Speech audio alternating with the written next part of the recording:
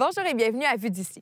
Cette semaine, pour nos reportages, vous pourrez découvrir un organisme du territoire qui s'implique, entre autres durant la Nuit des sans-abri, l'organisme Cœur ouvert des Cantons-Unis.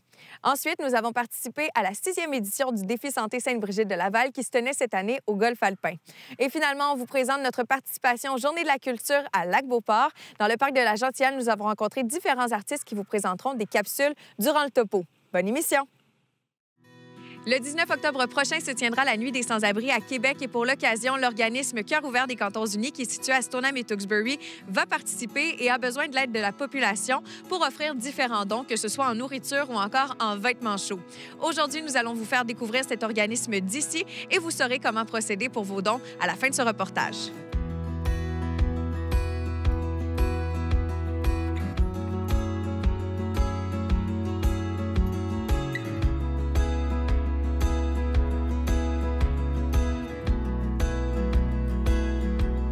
Madame Fréchette, vous êtes trésorière pour l'organisme Cœur ouvert des Cantons-Unis. D'abord, j'aimerais que vous me décriviez quel est l'organisme pour lequel vous êtes impliqué.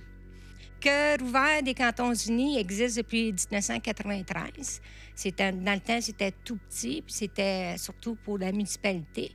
Maintenant, c'est rendu gros. On est un peu partout. On s'occupe aussi de la Nuit des sans-abri et d'autres organismes qu'on pourrait peut-être parler un petit peu plus tard. Et puis, c'est ça, on aide les gens. Vous les aidez comment? On peut voir qu'on est dans un endroit où on retrouve des vêtements. Est-ce que c'est par offrir des vêtements ou encore vous les vendez à petit prix? C'est quoi votre mission? Oui, la friperie, c'est ouvert à tout le monde. C'est à petit prix, c'est de 50 sous à 7 $. 7 $, c'est des manteaux d'hiver très, très chauds, là. Et puis, pour les gens qui sont dans le besoin, ils viennent ici puis ils prennent qu'est-ce qu'ils veulent. Ça leur coûte rien. Comme on a la chance d'avoir le mouvement d'entraide près de nous, alors les gens, quand ils viennent chercher leur nourriture, bien, ils traversent à cœur ouvert puis ils prennent ce qu'ils veulent. Est-ce que c'est des gens de Stoneham seulement qui peuvent venir prendre des choses qui appartiennent à votre organisme ou encore il y a des gens de partout à Québec et des environs qui passent par ici? C'est surtout pour les gens de Stoneham, mais on ne refuse jamais quelqu'un qui s'était déjà arrivé, là, qui a besoin d'aide, on ne les refuse pas. Cette année, ce sera la 29e édition de la Nuit des sans-abri. Vous êtes impliqué dans l'événement.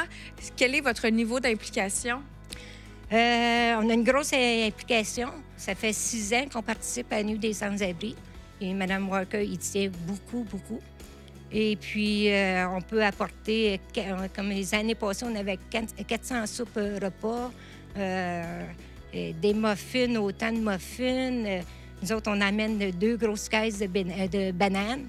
Il va y avoir des pommes, des chandails, des manteaux, des bottes, des mitaines, des foulards. Et puis, c'est ça. On a plein de choses que démuni a besoin. Expliquez-moi comment ça se déroule, la Nuit des sans-abri.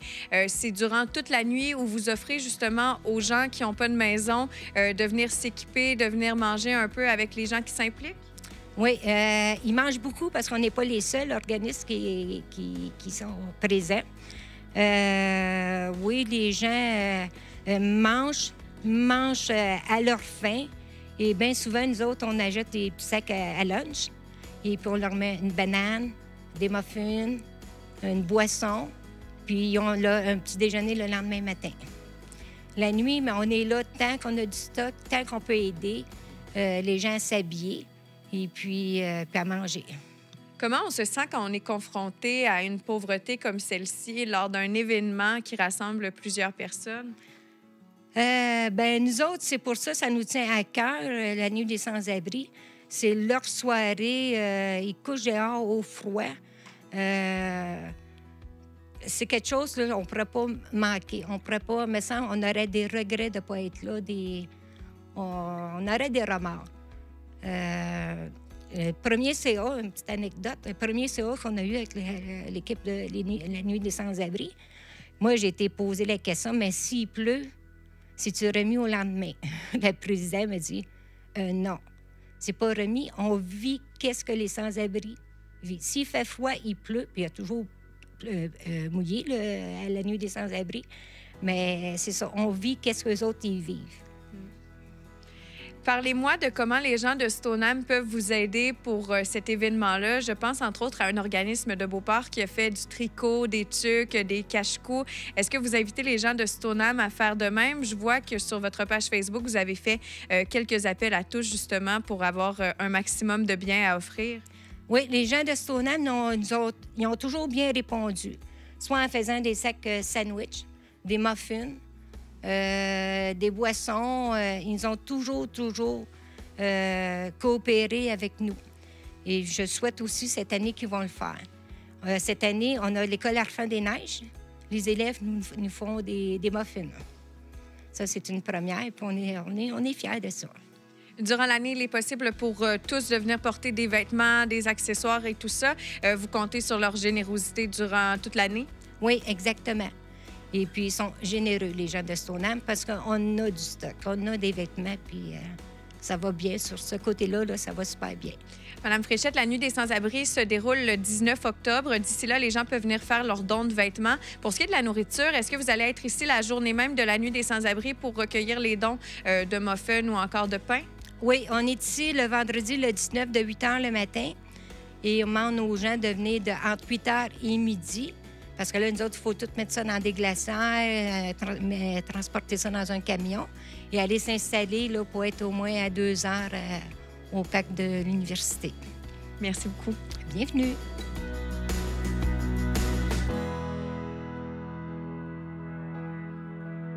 Madame Lucie Dulon, vous êtes bénévole à la friperie ici, Cœur ouvert des Cantons-Unis. Ça fait 3 ans que vous vous impliquez. Expliquez-moi pourquoi, pour vous, c'est important de venir faire du bénévolat ici tous les mercredis.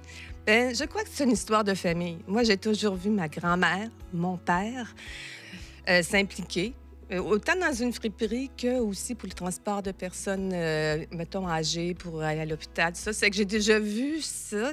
Puis, quand moi, j'ai pris ma retraite, je me suis dit, bon, c'est à mon tour aussi de m'impliquer. À quoi ressemble une journée à titre de bénévole ici, à Cœur ouvert? Bien, moi, l'implication que j'ai, c'est que je viens tous les mercredis. Le mercredi, c'est pas ouvert vraiment à notre clientèle, mais c'est principalement pour aller recueillir les dons qui sont déjà déposés dans les gros bacs à l'extérieur, puis de faire un tri, une sélection de biens, puis aussi de faire aussi un aménagement à l'intérieur pour que tout soit disponible pour les journées d'ouverture. Pour ce qui est des dons qui sont faits, est-ce que vous en recevez à toutes les semaines? Est-ce que les gens de Stoneham sont généreux? Très généreux. C'est plus qu'à toutes les semaines parce que fréquemment, notre benne, elle est remplie. C'est qu'on doit la vider, je crois, en moyenne 2 à 3 fois par semaine, il faut vider notre benne. Elle est remplie. Vraiment, ici, la population, elle est très généreuse et vraiment, ils nous offrent de tout. Autant des jouets, des souliers, de la vaisselle. Ils nous offrent vraiment de tout. C'est que oui, c'est très généreux. Comment vous faites pour gérer l'inventaire s'il y a autant de choses qui entrent? Est-ce qu'il y en a vraiment autant qui sortent? Pas nécessairement. Par contre, lorsqu'on a un surplus, on essaie de l'offrir à d'autres organismes qu'eux, peut-être, ils n'ont pas la chance d'avoir autant là, de dons. Ça fait qu'on essaie vraiment d'aider d'autres organismes. Si j'ai bien compris aussi, vous avez des moments dans le mois où vous faites des liquidations, vous offrez des gros sacs que vous vendez à vraiment petit prix? Ah oui, ça, c'est quand même assez fréquemment. Lorsqu'on voit qu'on a une abondance, bien là, c'est là qu'on fait notre vente d'un sac, ordure à 7 $. C'est que les gens remplissent ça, puis ils s'en vont, puis ça leur a coûté seulement 7 $. Puis des fois, ils ont des petits trésors à l'intérieur. Est-ce que vous avez un argument convaincant pour les gens peut-être qui aimeraient s'impliquer à cet organisme-ci? Selon vous, pourquoi c'est important de le faire à Stoneham et pourquoi Cœur ouvert des Cantons-Unis se démarque parmi les autres? Bien, je pourrais leur dire que s'impliquer, ça fait du bien aux autres, mais ça nous fait du bien. On a l'impression qu'on fait quelque chose de concret qui va aider. C'est que déjà là, je pense qu'on a notre récompense. Merci beaucoup de votre implication. Bien, merci.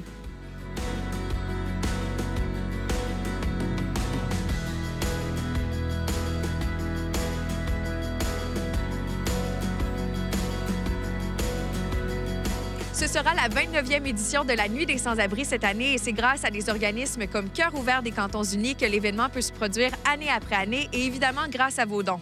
L'organisme de Stoneham et Tewksbury a des commanditaires cette année et à chaque don que vous ferez, vous aurez un coupon de participation pour gagner différents prix.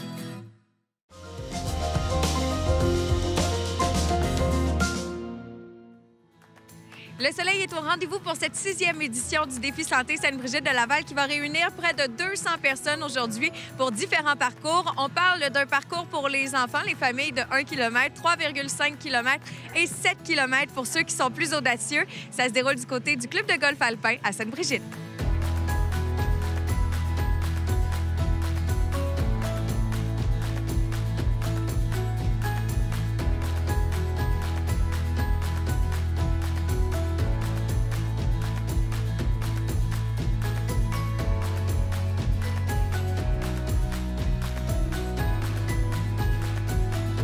Charles Dufour, vous êtes coordonnateur à la programmation et aujourd'hui, c'est la 6e édition du Défi Santé de Sainte-Brigitte de Laval. Est-ce qu'il y a des ajouts, des modifications à cette activité, en fait, qui gagne en popularité année après année? Oui, bien en fait, encore cette année, on a une panoplie de jeux gonflables là, à la fin avec une machine à mousse là, pour les enfants. C'est sûr que c'est un peu froid, mais on voit le sourire dans le visage des jeunes, là, fait que c'est ça qui est important.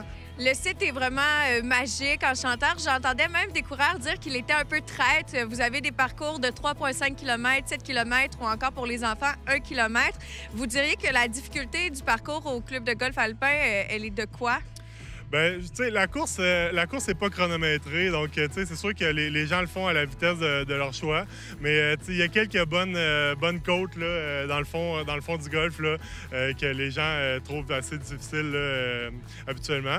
Mais sinon, tu sais, c'est pour monsieur, madame, tout le monde. C'est un événement qui est familial, qui n'est pas du tout compétitif, là. Parlez-nous aussi de vos partenaires, entre autres le Centre de santé Sainte-Brigitte de Laval qui est ici aujourd'hui pour faire les échauffements, mais aussi de la prévention. Oui, c'est ça. Ils ont un petit kiosque, là. Ils parlent de leur service. Sinon, bien, ils ont une kinésiologue là, qui est là pour faire les échauffements de nos 2 départs, là, avec un petit 10 minutes avant la course. Donc, c'est un beau partenariat, c'est le fun. T'sais. Puis, eux, ils ont une belle clientèle à Sainte-Brigitte de Laval, ils sont quand même connus. Fait que c'est certain que c'est un plus pour nous là, d'être affiliés avec eux cette année. Combien de personnes approximativement ont participé à l'édition cette année? Ça tourne autour de 200 personnes. Beaucoup de familles, des enfants. Il y a même des gens qui sont hors Sainte-Brigitte là, qui sont venus pour courir avec les familles de Sainte-Brigitte. Donc, c'est un bon 200 personnes.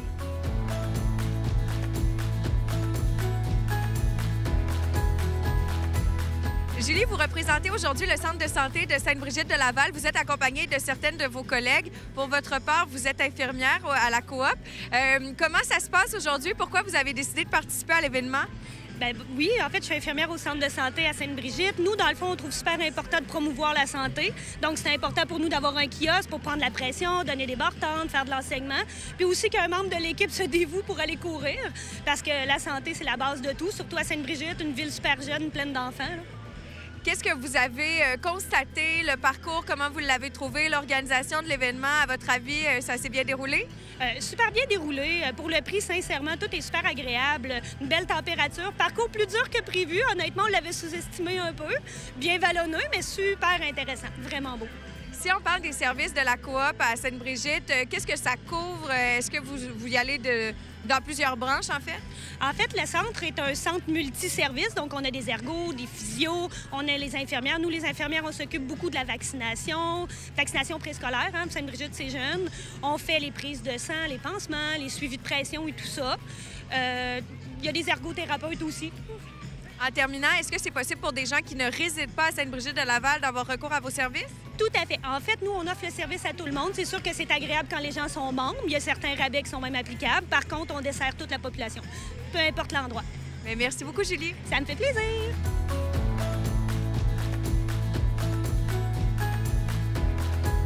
Rémi Paradis, tu représentes ProLudique, accompagné de 2 de tes collègues. Aujourd'hui, vous êtes venus installer un jeu gonflable assez impressionnant. Parle-nous de celui qui est ici. Oui, dans le fond, c'est un jeu gonflable avec plusieurs modules pour un parcours. Ça s'insère très bien dans une course. On a aussi un module de mousse à la fin, donc c'est très plaisant pour tout le monde, petit et grand.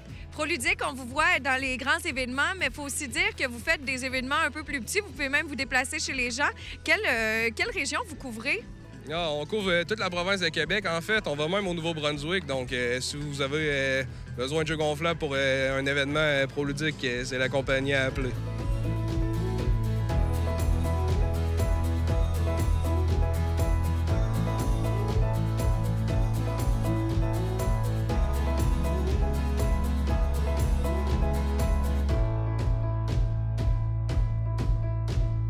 Marie-Lie, vous faites partie d'une équipe de coureurs aujourd'hui pour le défi santé Sainte-Brigitte de Laval. Comment ça s'est passé? Comment vous avez pensé au processus d'inscription et tout ça? Bien, écoute, dans le fond, c'est mon oncle Bob qui m'a dit cet été, il m'a dit « Ah, là, je vais m'entraîner, je vais faire une dernière course. » Il a 74 ans. Fait que j'ai dit « Bien, c'est parfait, je vais la faire avec toi. » Parle un peu avec la famille, finalement, c'est ça. On est comme 25-30 à d'être inscrits, là, puis à s'être déplacés jusqu'ici aujourd'hui pour courir avec lui, là, aujourd'hui, c'est ça. Est-ce que c'est la première fois que vous courez à Sainte-Brigitte de Laval? Qu'est-ce que vous pensez du site où est organisée la course? Oui, c'est la première fois que je cours ici. J'étais déjà venue à Sainte-Brigitte, mais pas en course. Puis ben, pour l'instant, je trouve ça super chouette. Là. C'est beau, là. Les montagnes ici, on est très bien. Merci beaucoup. Merci. On vous surnomme Beau Bob. C'est le nom de votre équipe. Parlez-nous un peu d'avec qui vous participez au défi santé aujourd'hui. On est probablement les 3 générations. Là. Mon fils, son épouse, mes 4 petits-fils qui sont là. Au départ, on était 2. Là, il s'est mis à s'inscrire du monde. Puis finalement, on se ramasse 32. Ça vient de partout, de Victoriaville. Il y en a de Montréal. Il y en a un bon groupe de Lobinière, Fortierville, Parisville, ces coins-là. Là. Ça fait un beau rassemblement de famille. Est-ce que ça fait longtemps que vous pratiquez la course à pied? Bien, moi, je cours depuis longtemps, mais là, depuis quelques années, j'étais plus mollo. Là.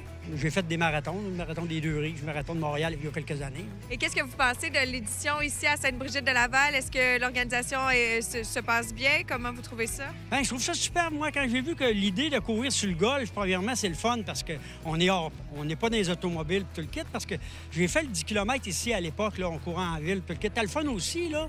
Mais ici, là, on est complètement dans la nature. Puis le site, le club de golf de Sainte-Brigitte de Laval, c'est un des plus beaux à Québec, là, surtout l'automne, là, avec les montagnes, puis les couleurs, tout le kit. Je trouve ça, l'idée est géniale.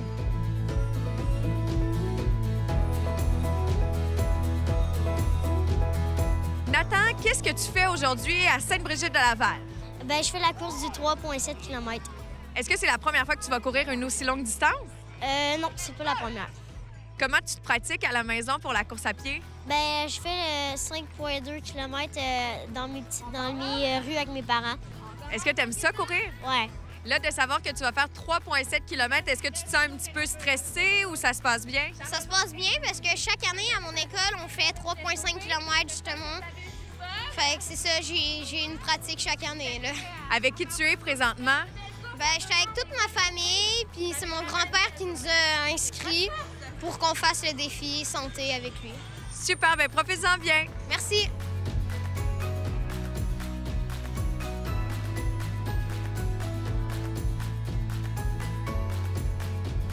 Grâce à l'organisation de la Ville de Sainte-Brigitte de Laval et ses nombreux partenaires, la 6e édition du Défi Santé a été un franc succès et on s'attend à rien de moins pour les prochaines éditions.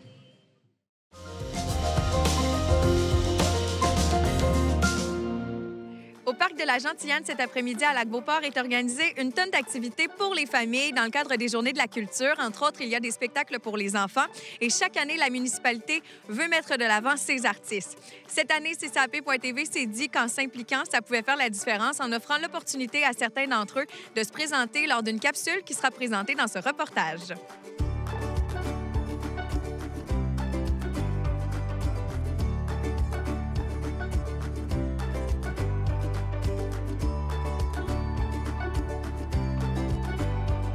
Vous êtes ici aujourd'hui à titre de personnage pour raconter une histoire dans le cadre des Journées de la culture. Parlez-nous un peu de ce que vous venez de présenter. Qui êtes-vous, là, votre personnage? Bien, moi, je m'appelle Monsieur Petit, le gentil géant, et on a présenté l'orgue du gentil géant. C'est un orgue de Barbarie que j'ai acquis il y a très longtemps. C'est un orgue qui vient de la France. Puis, dans le fond, dans le spectacle, on présente l'orgue avec notre ami Cacahuète. Aujourd'hui, partout au Québec, on célèbre la culture. Selon vous, pourquoi c'est important d'avoir des journées durant l'année où on se consacre à 100 au niveau culturel? C'est très important. C'est ce qui amène les gens à découvrir le théâtre, la musique. C'est quoi être un artiste aussi et tout simplement vivre des émotions. Parce qu'on est là aussi, les artistes, on est là pour faire vivre des émotions.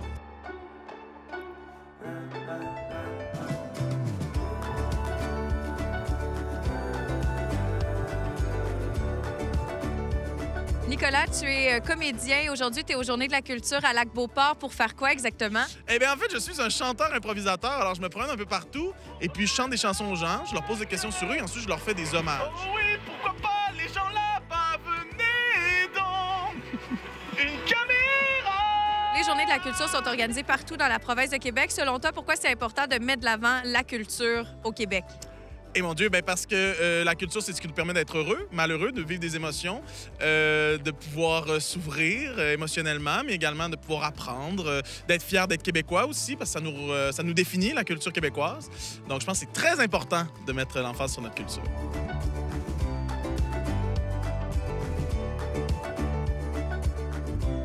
Justine, tu représentes aujourd'hui la MDJ Le Cabanon à Lac-Beauport. Au Parc de la Gentiane, vous êtes présent pour les Journées de la culture. Qu'est-ce que vous faites concrètement ici? En fait, on fait la cantine mobile. On ramasse des fonds, en fait, pour la Maison des jeunes. Fait qu'on vend des hot dogs, on vend des chips, des liqueurs pour nourrir tous ces belles personnes. L'argent va revenir à la Maison des jeunes pour les activités. Qu'est-ce que vous faites avec cet argent-là amassé lors de financement comme aujourd'hui? Ça finance nos activités, ça finance nos réparations, tout ce qu'on a à payer, là, vu que c'est bon, on roule sur des subventions. Donc, ça va servir à faire tout ça. Pour notre première capsule, j'ai en ma compagnie Nathalie Souchet. Vous êtes artiste, entre autres, dans la Guilde artistique de Lac-Beauport. Parlez-nous de vous. Oui, bonjour. Donc moi, je suis résidente de Lac-Beauport et membre de la Guilde artistique depuis 2 ans. C'est ça, je fais ça à mes temps de loisirs. C'est quelque chose que j'aime beaucoup depuis longtemps. Mais là, je me donne le droit maintenant de pratiquer un petit peu plus. Moi, je peins à l'acrylique, à l'huile et au pastel. Mon travail est surtout basé sur l'observation et sur le dessin. Je suis quelqu'un qui aime beaucoup les détails dans mes tableaux. Mes sujets de prédilection sont surtout des portraits d'animaux et de personnages atypiques, comme par exemple des guerriers de tribus africaines. C'est quelque chose de pas banal. Puis, j'aime beaucoup la nature et la vie qu'elle recèle. J'aime la beauté, la simplicité, l'harmonie de la nature, mais aussi la force et l'authenticité. Et j'essaie de traduire toutes ces qualités-là dans mes tableaux, mais principalement la force et l'authenticité, surtout à travers le regard puis les yeux de mes sujets, que ce soit un homme ou une grenouille. Donc, on dit que les yeux sont le regard et le miroir de l'âme. Donc, moi, je pense que j'essaie d'aller jusqu'à l'âme ou l'essence de mon sujet. Voilà. Puis, vous pourrez venir voir mes tableaux à la bibliothèque de Lac-Beauport du 26 octobre au 19 novembre. Merci beaucoup et félicitations. Merci. Marie-France Auger, vous êtes écrivaine et aujourd'hui, vous avez remporté votre capsule avec CCAP.tv pour vous présenter. Je vous laisse le faire.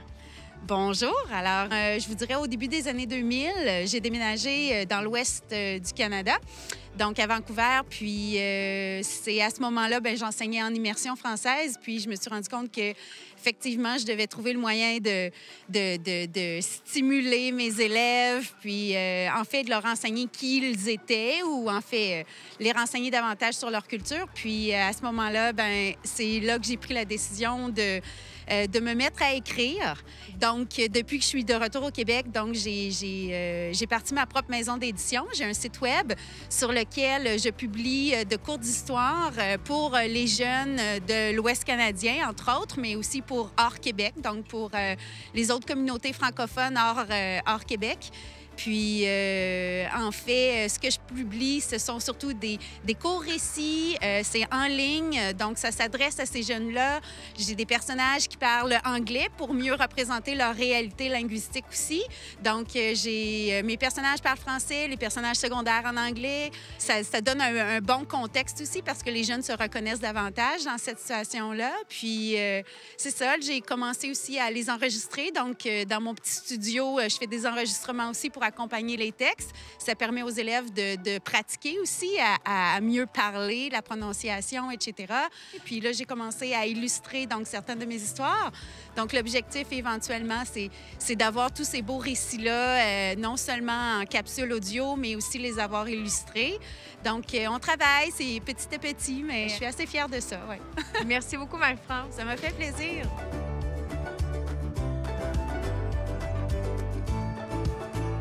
Lily-Rose Bergeron, tu es une artiste de Lac-Beauport, assez jeune. Parle-nous de comment ça a commencé, l'art pour toi. Présente-toi, on veut en savoir un peu plus sur l'artiste que tu es. Bon, j'ai toujours aimé peinturer et dessiner, mais je me suis plus spécialisée dans la peinture dès l'âge de 11 ans. Et j'ai aussi mon nom d'artiste, ça fait environ 1 an que je l'ai perfectionné, c'est Badou. Puis aussi, j'utilise diverses techniques et divers médiums, tels que la peinture à l'acrylique, la peinture à l'huile, ainsi que la peinture en aérosol. Puis j'utilise aussi des objets tels que des roches, de la corde, et j'utilise aussi des fois une torche pour brûler certaines parties de mes toiles pour rajouter de la texture. J'ai maintenant mon site Internet. Vous pouvez aller me suivre. C'est badouard.com. Et j'ai aussi mon site Facebook et Instagram. Vous pouvez aller m'ajouter. C'est Lily-Rose Badouard. Merci beaucoup. Super, merci. Merci à vous. La culture est bien importante pour la ville de Lac-Beauport et c'est pourquoi, durant l'année, vous pouvez retrouver différents événements qui touchent les arts, entre autres avec la Guilde artistique de Lac-Beauport. Pour ce qui est des Journées de la culture, sachez que chaque année, au mois de septembre, des dizaines d'activités sont organisées partout en province pour célébrer la culture.